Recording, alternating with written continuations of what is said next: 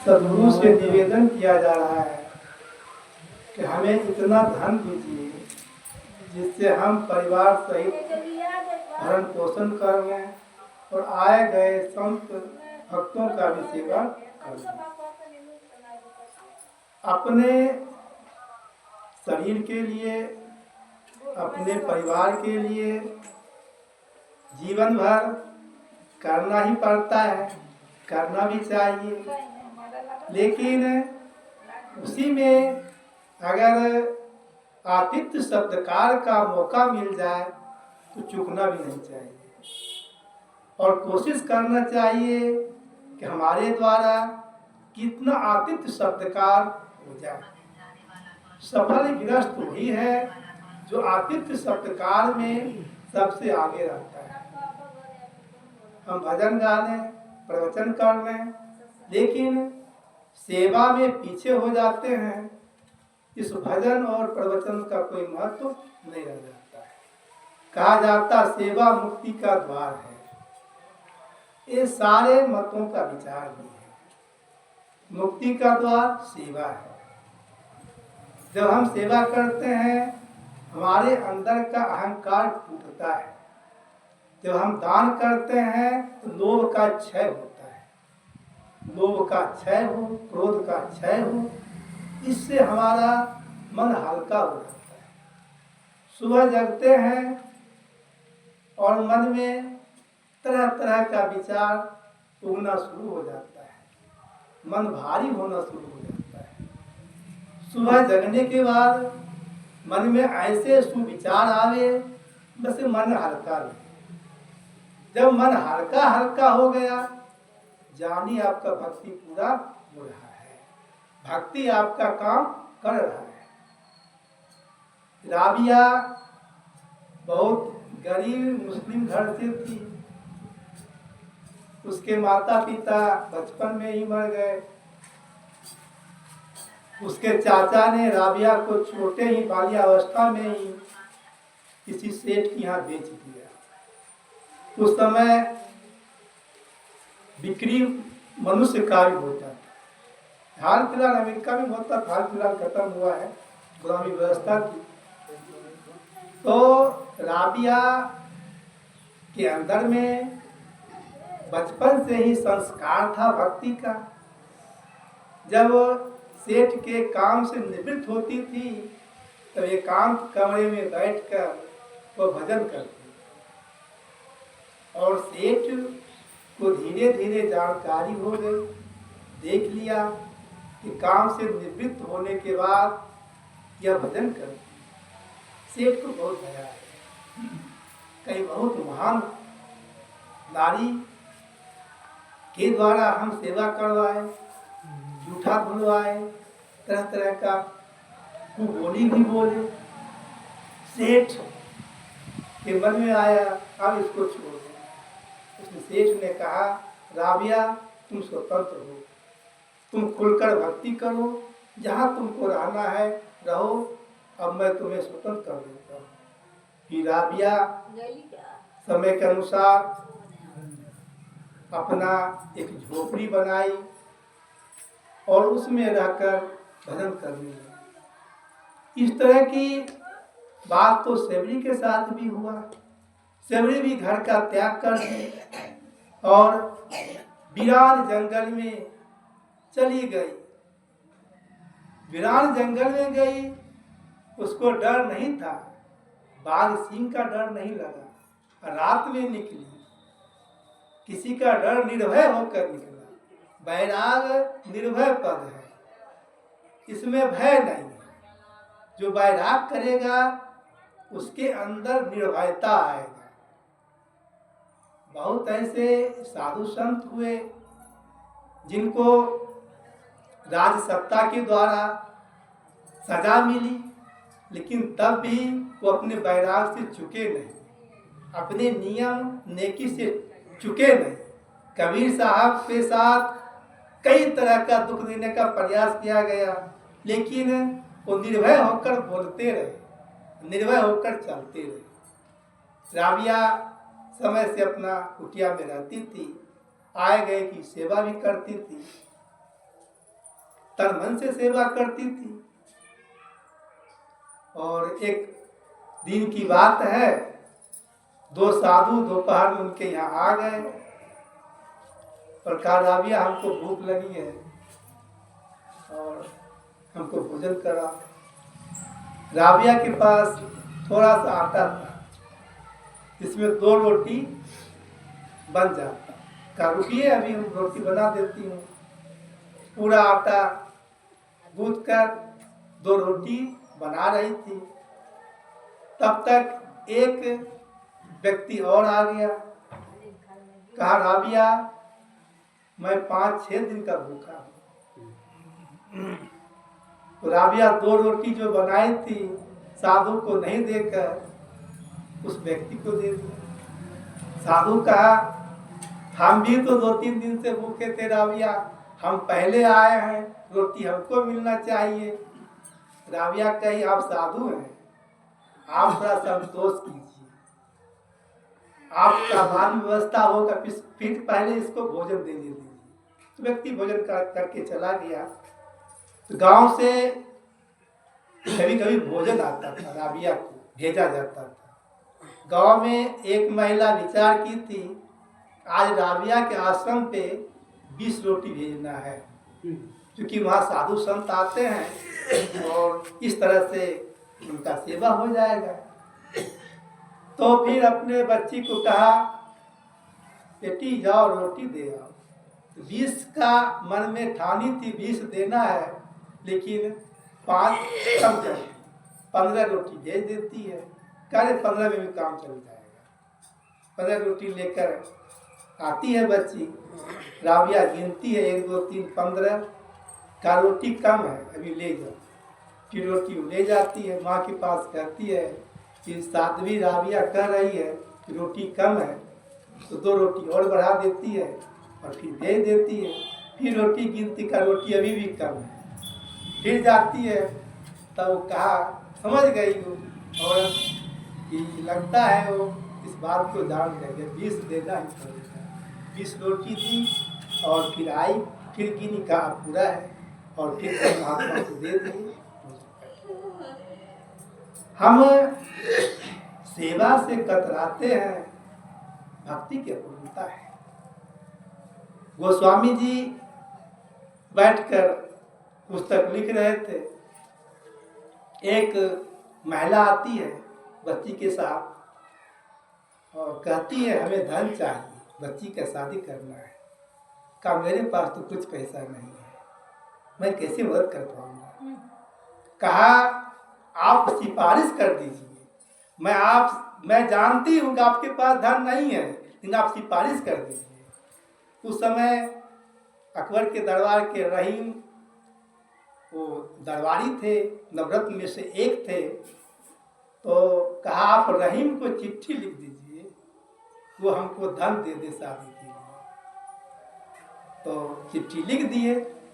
रहीम उनके मित्र थे।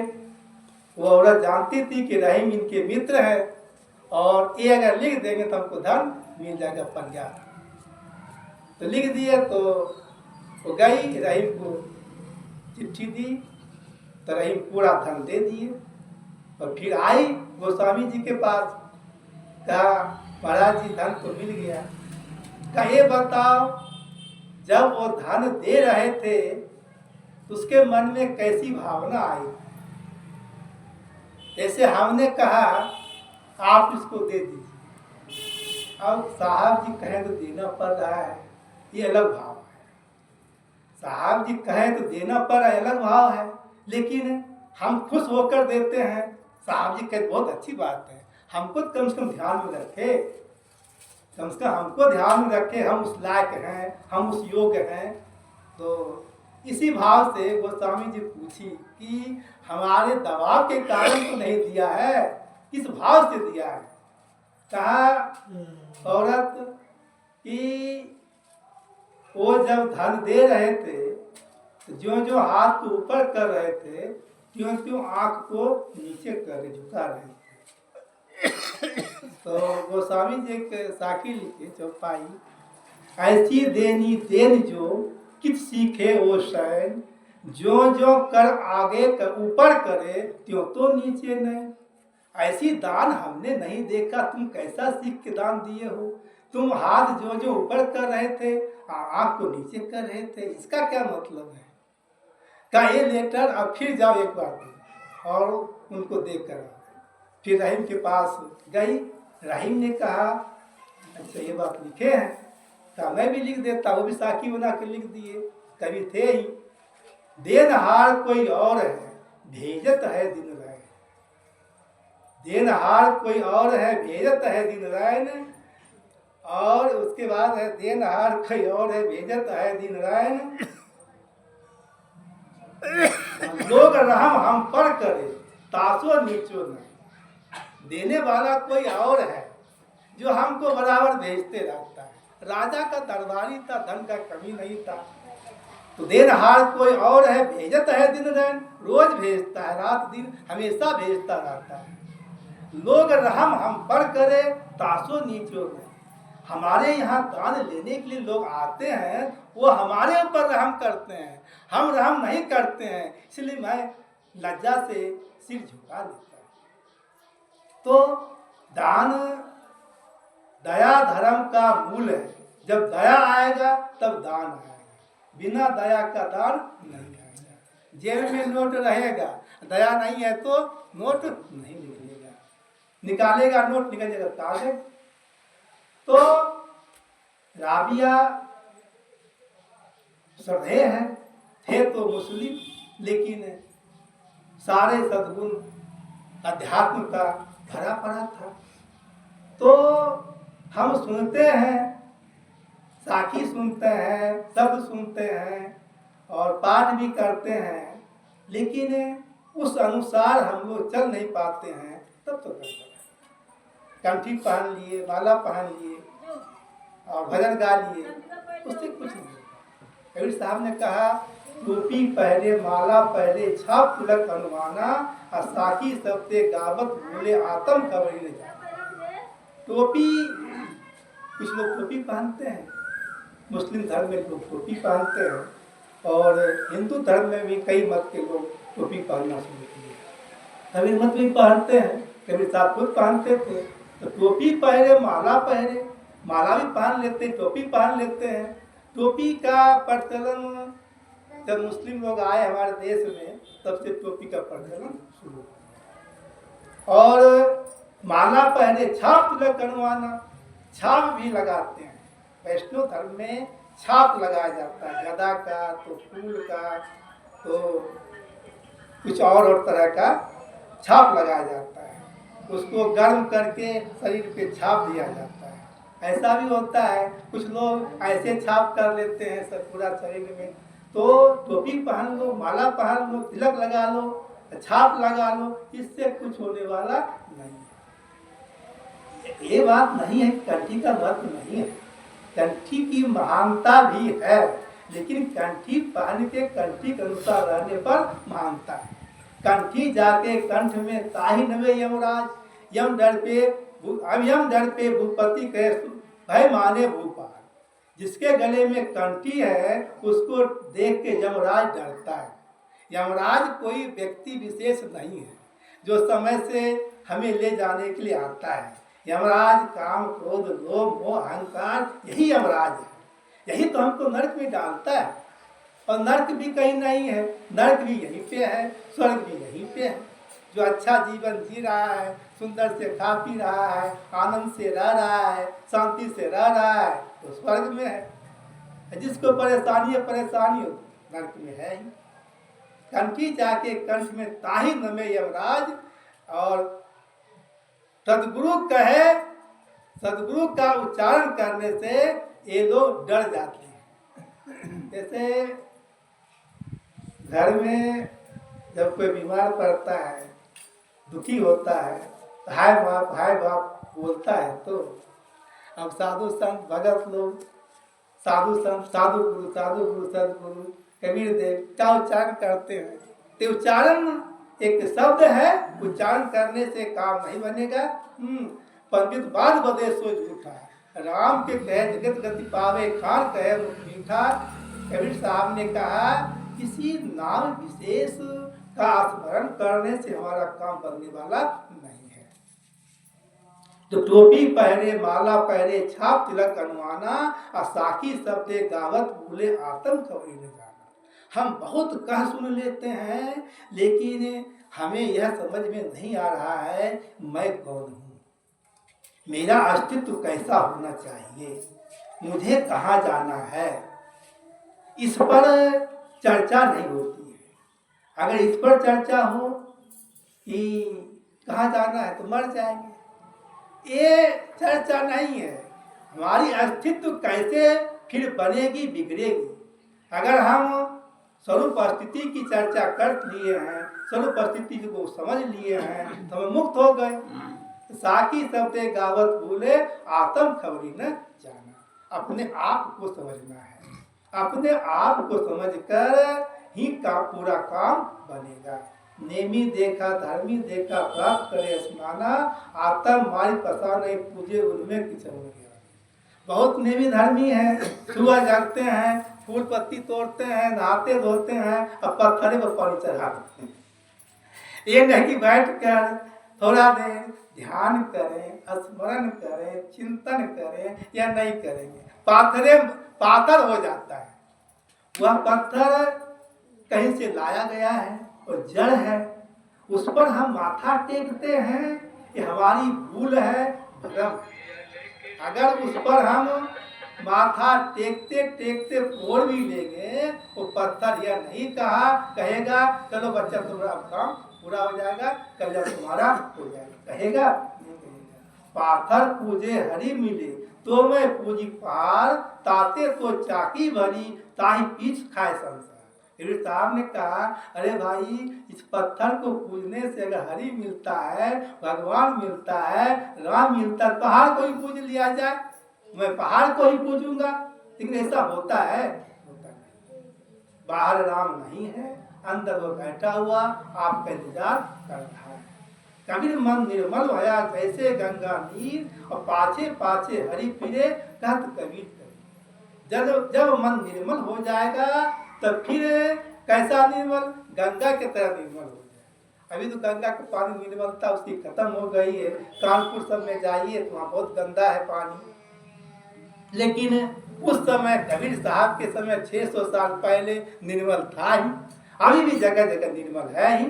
तो मन की निर्मलता ही सारे बीमारी का दूर करने का उपाय है। मन निर्मल हो गया, आपके पास भगवान खुद पीछे पीछे चलेगा। भगवान पीछे चलने का एक रूपक है। कोई भगवान नाम का व्यक्ति, राम नाम का व्यक्ति, कृष्ण नाम का व्यक्ति, ब्रह्मा विष्णु महेश नाम का व्यक्ति हमारे पीछे नहीं चलेगा। पीछे चल के उस भगवान को क्यों पाना चाहते हैं? भगवान को इसलिए पाना चाहते हैं कि भगवान हमको सारा ऐशो आराम दे देगा, गति मुक्ति का काम कर देगा।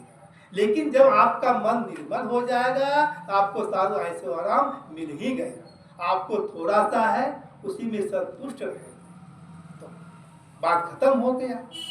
तो हम लोग को करना है, कर्मकांड से दूर हटना है।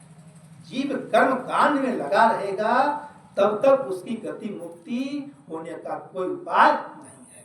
बिना कर्मकांड से हटे जीव की मुक्ति होने वाली नहीं है। कर्मकांड क्या है? नहाना धोना भी कर्मकांड है, बाल बच्चों का सेवा करना भी कर्मकांड है। केवल धार्मिक अनुष्ठान ही कर्मकांड नहीं है। हम जितने काम करते हैं सब कर्मकांड है। कुछ लोग गलत कर देता है, बहुत बुरा कांड कर दिया, कहता है ना, कहा जाता बहुत बुरा कांड कर दिया, वही कर्मकांड ही है। गलत कर रहे हैं वह भी कर्मकांड है, अच्छा कर रहे हैं वह भी कर्मकांड है, कहीं माथा टेक रहे हैं वह भी कर्मकांड है, पूजा किसी पत्थर का कर रहे हैं वह भी कर्मकांड है, यज्ञ कर रहे हैं कर्मकांड है। कर्मकांड से हटने के बाद जीव का कल्याण होगा। कर्मकांड से हटकर जीव कहाँ लगे? प्रश्न यह उठता है कि कर्मकांड भी नहीं करे, जीव कहाँ झुके, कहाँ लगे? तो जीव साधु गुरु में लगे, सत्संग में लगे, तो उसका काम हो जाएगा। समय तो था ही नहीं, और कुछ कहना तो हमको था ही तो कह ही दिए और कथा को विश्राम दिया जाता है और आइंदा से समय का ध्यान रखा जाए ताकि सबको थोड़ा थोड़ा कहने का मौका मिले। अपनी अपनी बात सब कोई रखे। सदगुरुदेव की बारो तन मन धन सब पद पर खावन हार जुग अनंत जो पछिरे बिन गुरु नहीं निस्ला वंदनीय गुरु परख को बार बार करो दया करन संशय संत रूप प्रभु दो बंदी छोड़ कृपाल प्रभु विघ्न विनाशक नाम असरण शरण बंदो चरण सब विधि मंगल धाम बंदो सन्मुख भार की शीश भेंट धरुआ वचन उचारो वंदगी सत्य प्रेम के साए